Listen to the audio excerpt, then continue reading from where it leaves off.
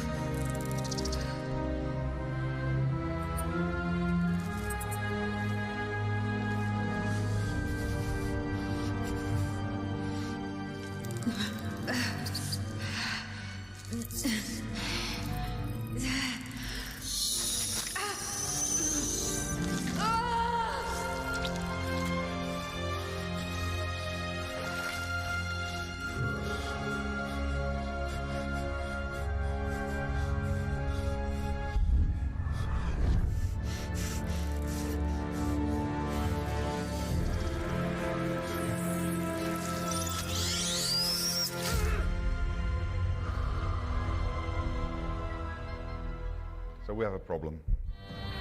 It is so good to meet you. Calm yourself. There is something I want to give you. Who are you? Sorry, it's a different keyboard than I'm used to. There you go. I'm Swen. Great name. So we're in character creation. I can select my background. So these are all the Dungeons & Dragons backgrounds that you know if you play Dungeons & Dragons. I can change my body type.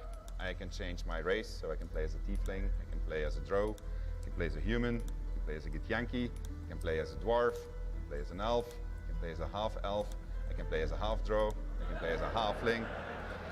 And there's more, but we're only showing a few. These are the races that will be going into early access, and there more will be added afterwards. And so depending on which race I pick, I get different features. I can also select which class I'm going to play. We have 6 classes that will be available on early access from the get-go, and then we'll just add more as we progress. So I can play as a wizard, cleric, fighter, ranger, rogue, and warlock, and then I can pick the ability points that go with that and select my skills in which I'm going to be proficient.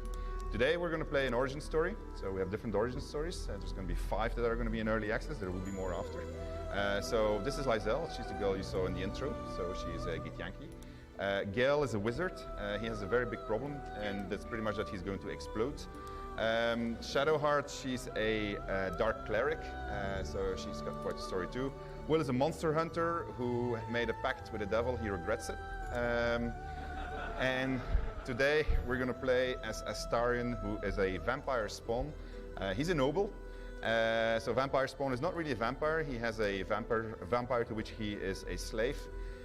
He's a high elf, which means that we get to select a cantrip for him. So we're going to pick Mage Hand because we're going to do cool things with it. And all the rest is already preset for him, so we just have to click the Venture Forth button and we can continue our adventure.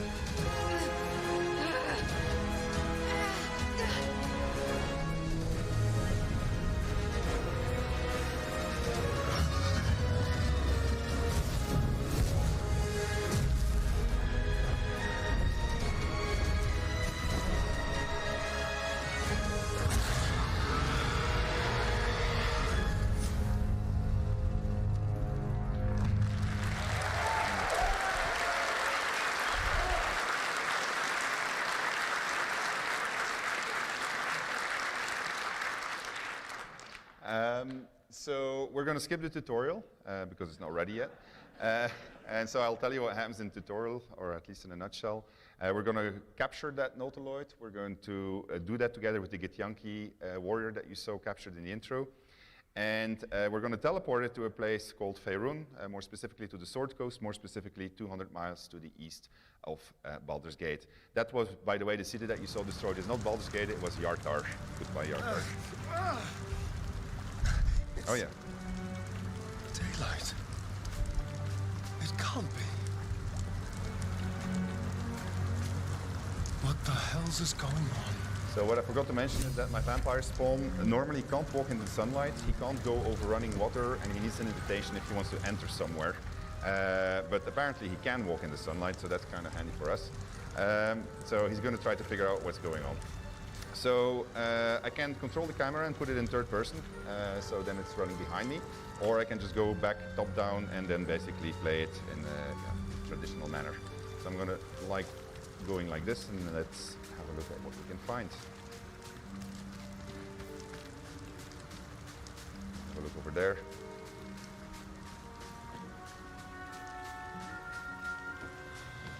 The sunlight. So this is a river, it's called the Kayontar. Better not push my luck. And it reaches all the way to Baldur's Gate, but we have no boat, so we're going to have to go in a different direction. Obviously, you can see that it's been a lot of fun over here. Mangled Fisher, the little letter. Perfectly good blood. The love letter is none of my business. So. Was the sky always this blue? It's magnificent. Starion doesn't really care about the fact that everybody's dead. Apple. She is banging at that door, so let's go ask and introduce ourselves. Blasted doors, What? Oh, it's you. I saw you on the ship. You survived, then? Suddenly I saw what she saw, felt what she felt. Anger, confusion, resolve. Ah! You've got the same thing I do. In your head. I felt it. Okay, so I have a whole bunch of dialogue options. So what just happened to us is because of the tadpole. I was already introduced to that in the tutorial. We call it mind melding. So we both have a tadpole in our head, and we can telepathically connect to each other. But I'm also very hungry. So I'm playing this from the point of view of Astarion, vampire spawn. So you will see that all of my choices will be tailored to being Astarion, essentially. So I'm going to stare at her and realize that I'm very hungry. What's the matter with you? Has that tadpole scrambled your brain already? So I can basically say, okay, well, I'll just feed, or I can swallow my urge and feign ignorance, which is what I'm going to do because I need a companion. Come on. The chase through hell, the creatures, what they did to us, the tadpole. That thing is going to consume us from the inside and turn us into mind flayers. You and I need a healer. Finding one won't be easy in this wilderness. We'll need supplies. I'm hoping something of use might be behind these doors, but I've barely made a dent in them so far. Okay, so I can offer to help her, but I'm a rogue also, so I can tell her to save her strength, then that I'll pick the lock. By all means. I'm going to see what's at the top of this cliff. Hopefully there's no more of these creatures along the way. I will... Well, actually, I'll suggest that we join forces and say that that gives us better odds of survival. Or just company for our final moments. But you're right. Whatever lies ahead will be a little less daunting with support. You can call me Shadowheart. I can tell her that I'm a star in a reformed vampire spawn who can walk in the sunlight, or I can choose not to tell her, which is a good idea. And I can also question her what she knows about the things in each of our heads. Very little. Supposedly, those monsters breed by planting their tadpoles in people's heads. Over time, the infected victim turns into a mind flayer. I don't remember how long it takes, but we should hurry. So that's a problem. I'll introduce myself, Astarion. Lead the way, Astarion. And I've made my first companion. You can try to lockpick that door, but I don't have a lockpick, so that's not gonna. So, oops, and I got myself into the door. All right, let's see if this fine gentleman has something of use, but he doesn't. So let's continue, see where I'm moved up. More of those wretched things. Oops. So that's usually an introduction to combat when you see something like that. So let's try and see what that is. Where are they? Oh yeah, this is. So combat is turn-based because Dungeons and Dragons is a turn-based system. So we base ourselves on that. I need to be very careful for these intellect divorcers because if they get too close to me, it will be very painful. This can actually end up in a party wipe, but I'll do my very best not to let that happen. I'm going to seek the high ground. In Dungeons & Dragons, seeking advantage allows you to roll twice, which is a good idea because there's a lot of dice rolling going on behind the scenes, as you'll soon see. We translate the dice rolls into percentages so that you don't have to do all the mathematics yourself. So this gives me a 90% chance to hit, so that's a pretty good one. Also,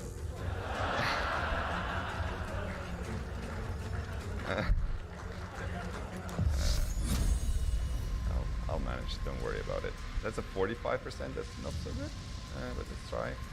I'm casting Sacred Fire, let's see what that does. All right, do puny 2 damage. So if you're curious to know how the calculations are happening, they're happening behind the scenes here. You can just hover over it and then you can learn all of the math behind the numbers that you see, which is why Jesse said lots of numbers. We're going to be very brave and we're just going to go up there. And then I'm going to see how far I can get this target because I don't want him to die right away. All right, Shadowheart. Well, she's not really me, she's just my recruit, so I'm going to cast Shield of Faith of her. The bonus actions, these are my actions, these are my bonus actions. You just see, yeah, it says AP, it's a little bit misleading, but it's actually just the actions that you have. But sometimes you can have 2 of them. So I'm going to end my turn, and now it's the enemy's turn. See what they do. Unfortunately, they can jump, but that's good.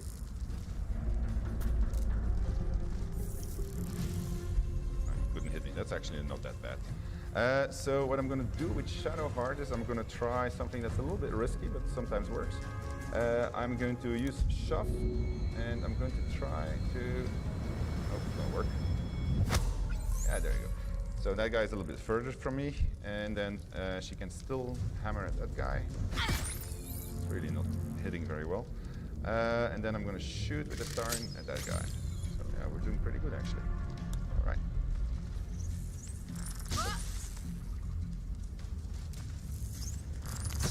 Ooh. Ooh. So combat is fairly high stakes, as you can see.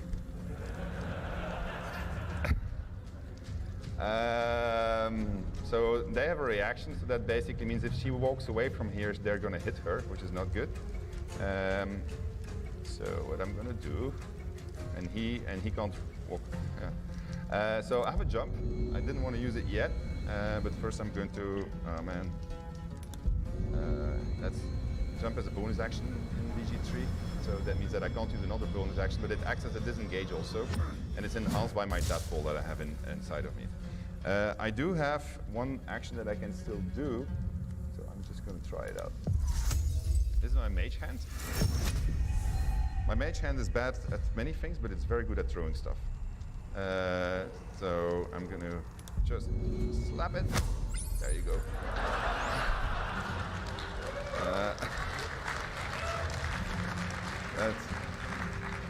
I wanted to show this to you today, but you have no idea how nervous I was about doing it because I was going to get in this situation. So I obviously should have approached them in a completely different manner. We'll see in the next combat how you can actually be much more strategic. Famous last words, I guess, but we'll see. All right, she is hurting, so she's going to drink my first healing potion. I don't have a lot of them. Then she's just going to, well, actually, I don't want to use it up. I'll just smack it like this. Maybe I'll get lucky.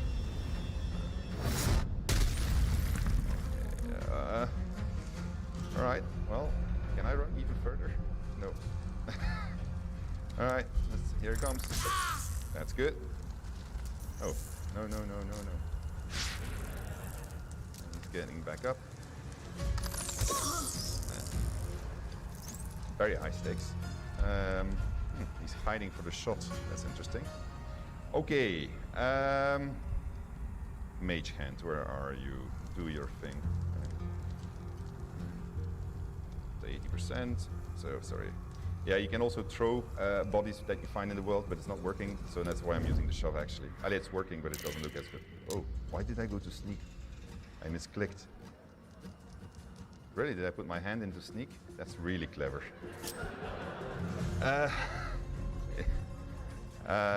Okay, so yeah, the announcement was that it was going to be live, I think, so there you go. All right, 90% shot. That should, oh yeah, actually I have a pin down attack, which is a action that you get with your weapon. So each weapon that you get gives you an extra type of action. Yes, I know that you're sneaking. Come on. All right. You got this. You got this. Hold on, I have a plan. I got a bottle with grease, so I'm just gonna throw. Can you stop hand? And normally he's not supposed to be able to hit like this. Actually, can't you do anything useful? If they want to attack you, maybe. Ooh. Oh, they killed. No, they didn't kill hand. Okay. All right. So they did kill hand. Yeah, hand is not supposed to die, but well, it's going swimmingly. Okay, so I wanted to throw, so I have a throw action. I can throw pretty much everything. In a presentation I did previously, I threw my boots. So for comedial effect, I'll just throw my boots. Maybe I'll actually just kill him. Oh, that's it. Good work, good work. All right. So, that's not that bad, actually. So, where is she? Hey, oops, doesn't want to close anymore. You want to keep on throwing? No, it's enter, yeah. Please close. That's, so she's down, she's not dead yet. So that's the good news. So basically how this works is, this is death saving throws. So each turn there's going to be a roll behind the scenes, and if it's a good roll, then we're going to get a little blue spot like this, and if we have 3 of them, she gets stabilized, which is cool. And if we get 3 red ones, because it's a bad roll, then she dies. And they are going to keep on hitting at her, because if she goes to the negative of her maximum HP, she dies too. So we're going to try to avoid that from happening. But I'm really not interested. Okay, so I shouldn't have thrown the boost, by the way. That was a really stupid move. This looks like a really good hit. Good, excellent. And we have 1 guy left. Thank you. Why? Okay, well, let's hope that this one's gonna go right.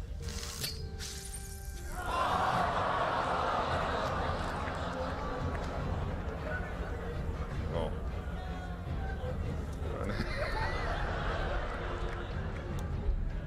Man.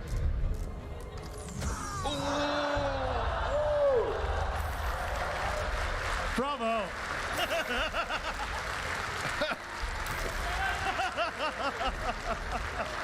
Oh, man.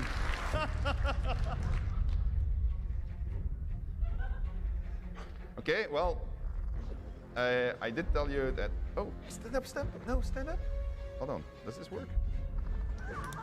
I was too late. All right. So I do have the save game problem is real. So it is genuine. So I need to restart. So I'm just going to do a quick restart. I'll just do it as fast, and then we'll do Q&A for 5 minutes. Man. You got it out of the way early. Yeah, that's why they gave us a half-hour extra, Jesse. Yeah, absolutely. You're fine. I'll just